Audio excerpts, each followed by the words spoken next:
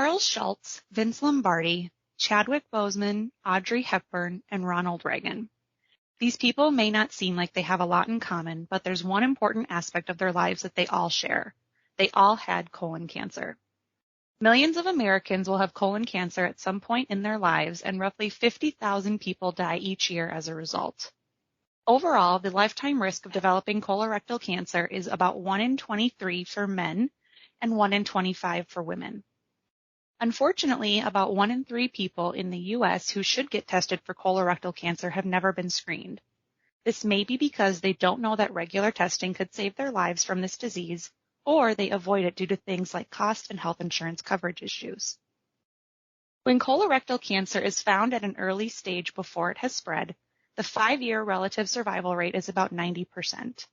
But only about 4 out of every 10 colorectal cancers are found at this early stage. In today's podcast segment, we'll talk with an expert about the risks of colon cancer and the best way to keep yourself healthy. My name is Taylor Cordum, and I work at Allina Health as a member of the Learning and Development team. I'll be facilitating this conversation today to help adults of all ages learn about the risks and prevention techniques for colon cancer. With us is Dr. Neil Trivedi. Hi, I'm Dr. Neil Trivedi. I'm a hematologist-oncologist at Abbott Northwestern Hospital, and I have a specialization in GI oncology. Thank you so much for being here with us, Dr. Trivedi. Can you tell us a little bit about why you chose oncology as a specialty? Sure. So my dad is an oncologist, so of course I said I'd never do it. I rotated with a breast cancer doctor when I was doing my residency at Georgetown, and after that, honestly, I was hooked. The patient relationship and building a strong relationship with my patients is really the most important thing to me. And that's kind of the foundation for a specialty like oncology. Great. So let's talk about colon cancer specifically. What are some of the screening options for colon cancer? Sure. So there's stool-based testing, like FIT testing, FOBT testing, or Cologuard. And there's endoscopic techniques like colonoscopy. Sounds like there are a lot of options. What are the benefits for each of those options? The stool-based methods can be done at home, and they're pretty easy to do. They don't require prep like a colonoscopy does.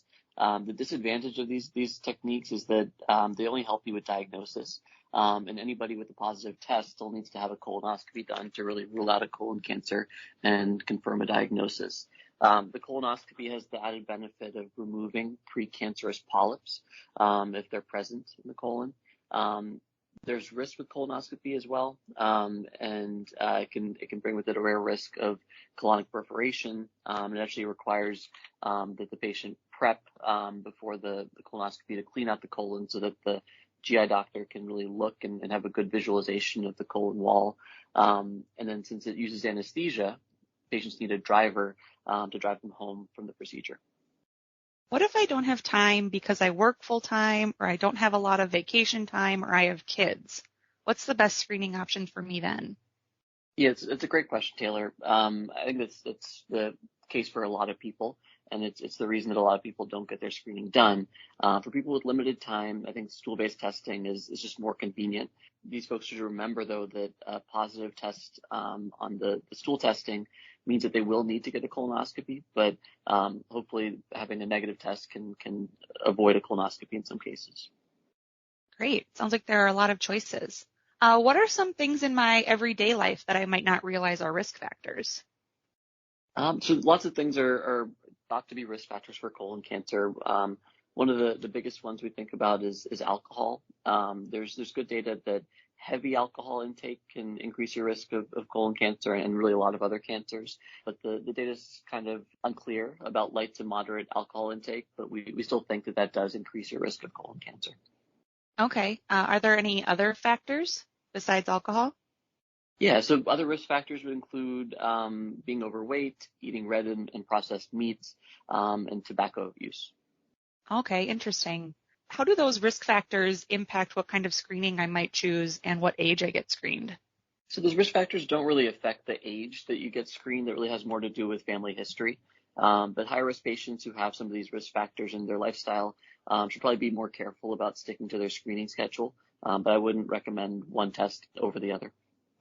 Oh, sounds good. So I'm only 30 years old, so colon cancer probably wouldn't affect me, right? So that's a good question. If you asked me that same question 20 years ago, I probably would have said yes. You don't need to worry about it. But unfortunately, we have seen a concerning uptick in colon cancer in people below the age of 50. Quite a bit of research is being done to figure out why this is happening, but we're still not sure.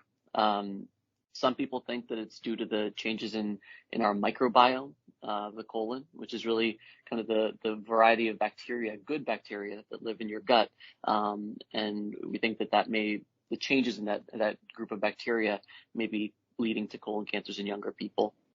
Oh, interesting. So what would you tell me or someone in my age group about why it's important to do colon cancer screenings? So in response to the increase in young people getting colon cancer, we've changed our screening guidelines to start at a younger age. The problem with this is that it doesn't capture the 20 and 30-year-olds that are developing colon cancer. I've actually treated a high schooler with stage 4 colon cancer, which is really scary. I really just recommend taking new GI symptoms seriously, regardless of your age. If you develop changes in your bowel habits, blood in your stool, narrow or pencil-thin stools, you should really see your primary care doctor and get checked out. Oh, so it sounds like this can really affect anybody. So that is definitely something that we should all have on our radar. How would I know whether or not I should get a screening?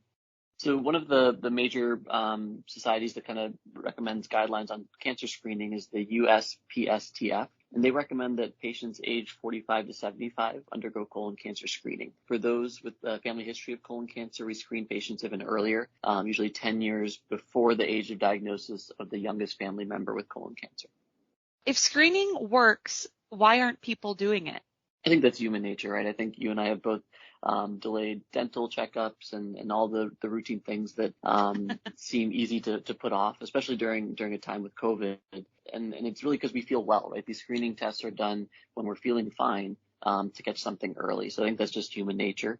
Especially with COVID, I think a lot of people have delayed their colonoscopies just to avoid the hospital for fear of kind of contracting COVID by coming near the hospital. But stool testing can be performed at home.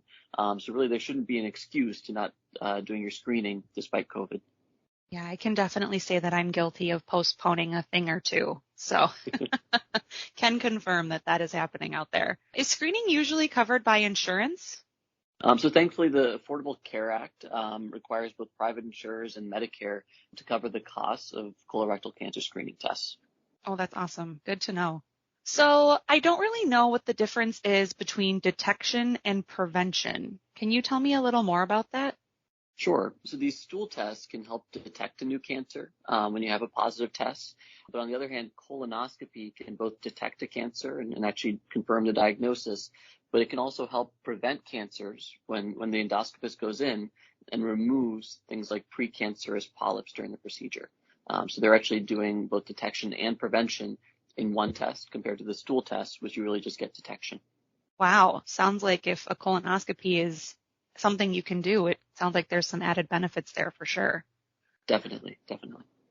So I'm worried about what colon cancer might mean if I'm diagnosed. What are those risks, or what are some early symptoms that may lead me to get screened for colon cancer?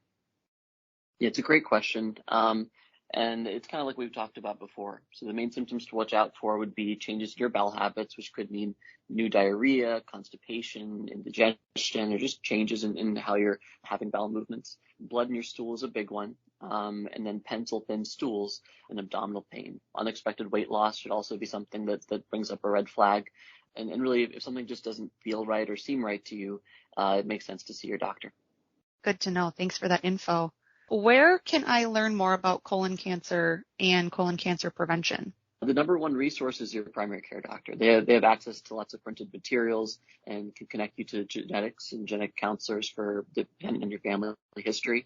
The Penny George Institute has nutrition and wellness classes available if you're concerned about how diet and exercise might impact your risk. You can also go to alinahealth.org and search for colon cancer. Oh, good. It sounds like Alina Health has a lot of resources for people to do their research and get any information that they're looking for. So that's great. What's one next step for me to do after this podcast to reduce my risk of colon cancer? So in addition to speaking with your doctor about which colon cancer screening method would be best for you, there's lots of lifestyle changes that you can make to reduce your risk of colon cancer. They're things that are kind of common sense things. So staying active, eating a healthy diet, and that can really reduce your risk of a lot of different kinds of cancers, not just colon cancer, as well as just help your general health. All right. Thank you, Dr. Trivedi, for all of that important information. So colon cancer is a serious issue affecting people from all different communities across Minnesota, but it's one where you have the power to do something about it. Early detection saves lives.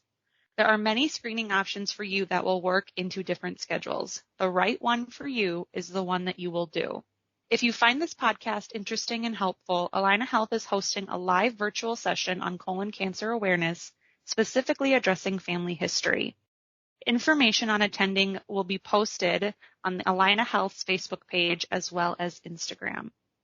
Please feel free to use any of these resources that we have discussed today in this podcast in order to make yourself more aware of if colon cancer will affect you sometime in your life. And thank you so much, Dr. Trivedi, for all of the helpful information you gave us today. You're very welcome. It was nice talking with you, Taylor. Thank you.